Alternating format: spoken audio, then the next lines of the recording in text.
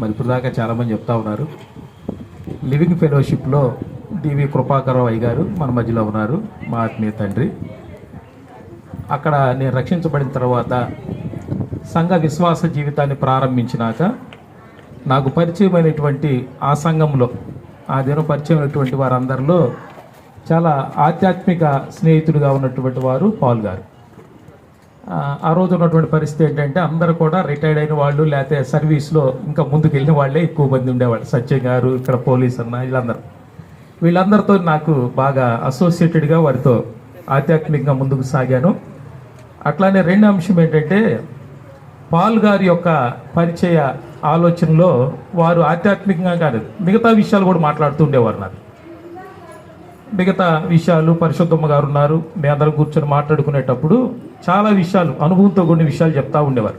అట్లానే గుడ్లూరు సంఘం గురించి, భాస్కర్ అన్న గురించి, వీరందరి గురించి చెప్తూ ఉండేవారు. అట్లా ఫ్యామిలీ ఫ్రెండ్గా అట్లానే ఒక సంఘంలో ఆధ్యాత్మిక కో బిలీవర్గా మేము ముందుకు సాగుతున్న దినాల్లో మాకు అప్పుడు ఉన్నటువంటి ఏర్పాటును బట్టి కోటాల బ్యాచ్ వేసి సువార్త చెప్పాలనే అంశం వచ్చినప్పుడు చాలా విషయాల్లో పాల్ గారు గైడ్ చేస్తూ వచ్చేవాడు. అట్లానే వారు నేను మాట్లాడుకుంటూ ఉండేవారు. ప్రాముఖ్యంగా ఏంటంటే మరి కుమారక్కతో కానీ, మనోహర్ కానీ వీళ్ళందరితో బాగా పరిచయం అయిన తర్వాత ఒక ఫ్యామిలీ ఫ్రెండ్షిప్ వచ్చింది. ఏ ప్రాముఖ్యమైనటువంటి విషయం వచ్చినా, ఆధ్యాత్మికంగా అయినా లేదా కుటుంబంలో ఏ ఇష్యూ వచ్చినా ఆ ఇంట్లో ఒక సభ్యుడిగా నన్ను కూడా వారు మాట్లాడి ఇట్లా జరుగుతుంది అని ఏదన్నా విషయం ఉంటే లేకపోతే ఆ అంశం ఉంటే మాట్లాడేవారు. అయితే 2015 తర్వాత నేను సపరేట్గా దేవుని కృపను బట్టి ఆ పరిచర్యకి బయటకు వచ్చిన తర్వాత కొంతకాలం తర్వాత పాల్ గారు, కుమారక్క వీళ్ళందరూ సుజాత నగర్లో కాపురం ఉన్నారు. సుజాత నగర్కి వెళ్ళారనే విషయం నాకు తెలియదు, తర్వాత తెలిసింది సుజాత నగర్లో ఫ్యామిలీ షిఫ్ట్ అయ్యామని. అయితే అక్కడ వారు ఎక్కడ ఫ్యామిలీతో ఉన్నా ఖచ్చితంగా ఆ సమాచారం కానీ అక్కతో ఎప్పుడు షేర్ చేసుకుంటా పాల్ గారితో మాట్లాడుతూ ఉండేవాడిని, వాళ్ళ కుటుంబంలో ఉన్నటువంటి చాలా అంశాలు. ఆ తర్వాత సుజాత నగర్లో ఉన్నప్పుడు చివరిలో రాజ్కుమార్ అక్కకి 62 సంవత్సరాలు చేశారు, 60 నుంచి 62 చేశారు స్టేట్ గవర్నమెంట్లో. అక్కొచ్చి ఇంకా 2 సంవత్సరాలు గ్రేస్ ఉంది. అట్లానే పాల్ గారు రిటైర్డ్ అయ్యారు. మరి ఒంగోలు గృహం లేదు, అట్లానే ఒక స్థిరమైన ఏర్పాటు లేదు అన్నప్పుడు అక్క అయితే ఓపెన్గా ఎక్స్ప్రెస్ చేసింది, కానీ పాల్ గారిలో ఆ బాధ అయితే చూశాను నేను. అయితే అక్క అయితే ముందుకొచ్చి ఇది సాధ్యమా, ఇప్పుడున్న ఈ గృహ విషయంలో చాలా విధాలుగా కూర్చొని ప్రార్థన చేయటం, మరి భాస్కర్ అన్న వీళ్ళందరూ కూడా వచ్చి ప్రార్థన చేయటం జరిగింది. ఆ తర్వాత దేవుని కృపను బట్టి వాళ్ళు ఒక నిర్ణయానికి వచ్చిన తర్వాత అందరం కలిసి నేను కూడా మరి గృహ నిర్మాణం ప్రారంభమైనాక ఒక 3 సంవత్సరాలు. ఇదంతా ఎందుకు చెప్తున్నానంటే పాల్ గారు ఈ గృహ నిర్మాణంలో ప్రత్యక్షంగా పరోక్షంగా ఆయన ఇక్కడ ఉన్నాడు. ఎదురుగా అపార్ట్మెంట్లో ఉంటే ఉదయాన్నే ఆయన దినచర్య అనేది ఇక్కడికి రావటం, సాయంకాలం దాకా ఉంటాం. వచ్చేటప్పుడు నేను అడిగేవాడు మీకు టైం పాస్ ఏంటంటే ఇదిగోండి బైబిల్ తెచ్చుకుంటున్నాను అనేవాడు. ఇక్కడే ప్రార్థన చేసేవాడు, ఇక్కడే ధ్యానం చేసేవాడు.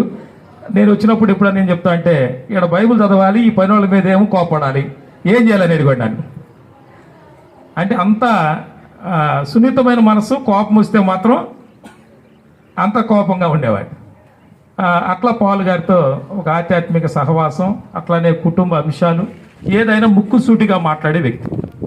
పాల్ గారు ప్రభువారి దగ్గరికి వెళ్ళే జస్ట్ 4 రోజుల ముందు నేను అక్క బ్యాంకులో కలుసుకున్నాం. ఏంటక్క పరిస్థితి అంటే బెడ్ రీడర్లో ఉన్నాడయ్యా, మనిషి రూపం కూడా మారింది, మరి ఇట్లా ఉంది, కానీ ఇక తప్పదు కదా మనం అనేటువంటి 4 రోజులు 3 రోజుల ముందే మాట్లాడుకున్నాం. ఒకరోజు మరి ఉదయాన్నే నాకు కాల్ వచ్చింది, ఈ పరిస్థితి అని మనోహర్ ఫోన్ చేశాడు. ఒక ఆధ్యాత్మిక సహవాసం కానీ కుటుంబ నేపథ్యం కానీ మరి కలిసి వారితో 14 సంవత్సరాలు ఇప్పుడు ప్రయాణం చేస్తూ ఉన్నాను. అన్ని విషయాల్లో అక్క అయితే పైకి మాట్లాడిద్ది, కానీ వెనక ఉండి ఒక సలహా కానీ లేకపోతే మిగతా ఎవరు కూడా, ఎందుకంటే అక్క సిడిపిఓ కాబట్టి వాళ్ళందరూ చెప్తా ఉంటారు. ఆమె గంభీరంగా మాట్లాడిద్ది, కానీ వెనకంతా నడిపించేది ఎవరు? పాల్ గారి ఒక మాట అదని ఇదని మాకు నడిపించేవారు. ఏది ఏమైనా దేవుని కృపను బట్టి ఆధ్యాత్మిక సహవాసంలో లోతైన అనుభవంతో ప్రభువారికి దగ్గర చేరాలని బలంగా నేను నమ్ముతున్నాను. మరి కుటుంబంతో ఈ గొప్ప సహవాసం నాకు ఇచ్చినందుకు, అట్లానే సంఘ విధానంలో భాస్కర్ అన్న ఇక్కడే వచ్చి మరి వారి ఆరోగ్యం బాగాలేనందువలన, అట్లానే అక్క మరి ఉద్యోగము, అట్లా మిగతా వారి యొక్క ఆ బిజీ షెడ్యూల్ వలన మరి ఆ దేవుని కృపను బట్టి పైనే దేవుని ఒక సంఘాన్ని చిన్న ఏర్పాటు చేసుకొని ముందుకు సాగుతూ ఉన్నారు. మరి నేను ఎప్పుడు కూడా వారిని ఆ విధంగానే ప్రార్థిస్తూ ముందుకు సాగాను. ప్రభువారు మరి వారి కుటుంబానికి మంచి ఆదరణ దయచేయాలని, అట్లానే రిటైర్డ్ లైఫ్లో అక్క కూడా ఇంకా ఆధ్యాత్మిక లోతుగా ఉండాలని, 2 బిడ్డలు అట్లానే కుమార్తె వారందరూ కూడా ప్రభువారు మరి వారి ఆదరణ చూపించి దీవించి ఆశీర్వదించాలని ప్రభువారు కోరుకుంటూ ఈ అవకాశం ఇచ్చినందుకు మీ అందరికీ ప్రత్యేకమైన ధన్యవాదాలు తెలియజేస్తున్నాను.